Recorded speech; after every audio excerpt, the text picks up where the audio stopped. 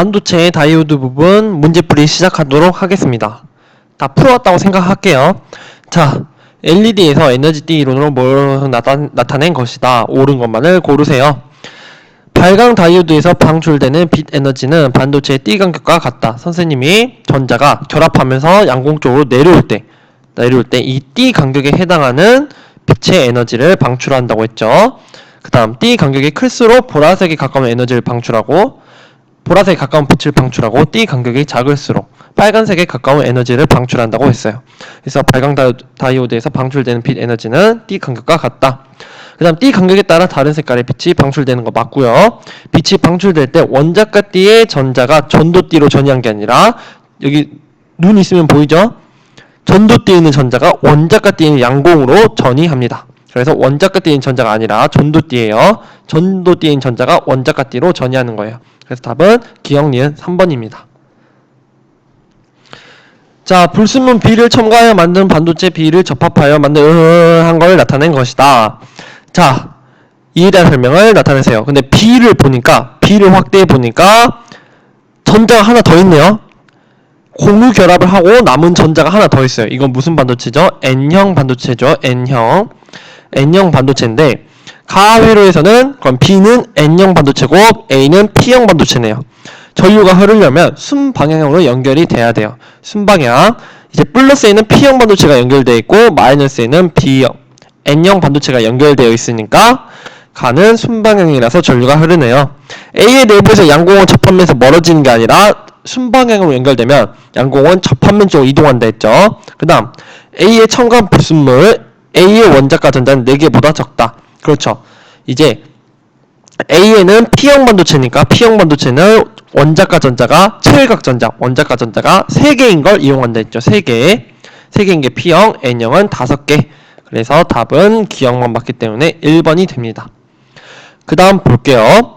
자, 절원에 있는 고유 반도체, 이번에 순수 반도체예요. 순수 반도체를 고유 반도체라고도 하는데, 고유 반도체에서 전하 나르게가 만들어지는 과정을 나타낸 것이다.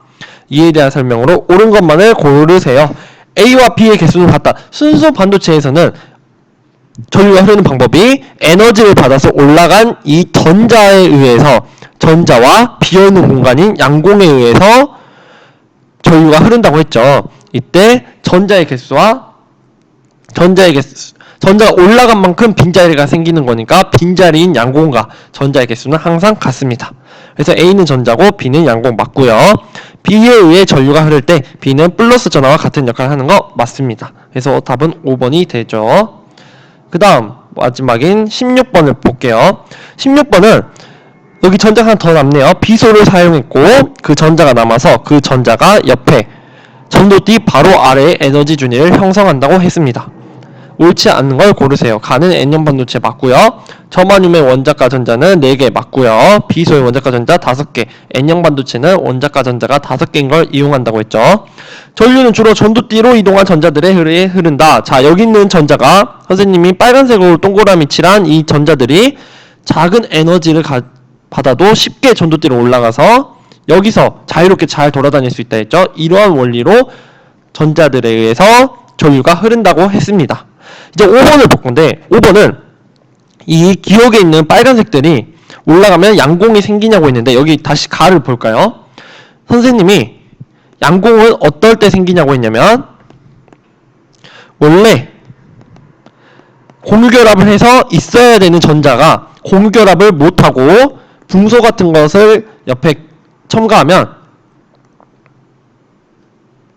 보라색 같은 공유결합을 하지 못하고 남은 빈자리가 생겨요.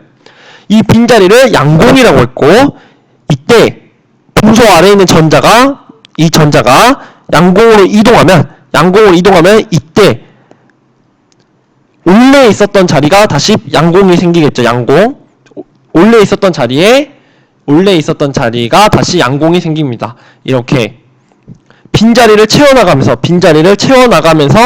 전류가 흐르게 되는 걸 P형 반도체라고 했고, 이때 양공은 원래 있어야 되는데 공유결합을 해서 있어야 되는 자리에 전자가 없어서 생긴 빈자리를 양공이라고 했어요. 이제 N형 반도체를 봐볼게요. N형 반도체는 선생님이 노란색으로 동그라미를 칠한 이 노란색 전자는 원래 있어야 되는 전자가 아니라 필요 없이 남은 전자예요. 이 남은 전자들이 움직인다고 해서 이 전자가 움직인다고 해서 그 전자가 움직이고 남은 빈자리에 양공이 생기진 않아요. 있어야 되는 전자가 아니라 필요 없이 남은 전자라서 그 전자가 막 움직인다고 이 전자가 막 돌아다니면서 움직인다고 해서 이 돌아다니면서 양공을 만들어내지 않아요. 빈 공간인 양공을 만들어내지 않아요.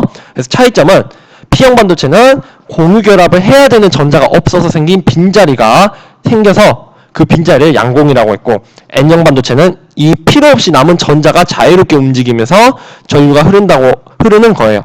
그래서 이 전자가 필요 없이 남은 전자가 움직인다고 해서 그 자리에 플러스의 성격을 띠는 양공이 생기지 않습니다. 그냥 움직이면 그냥 비어 있는 거예요. 전자가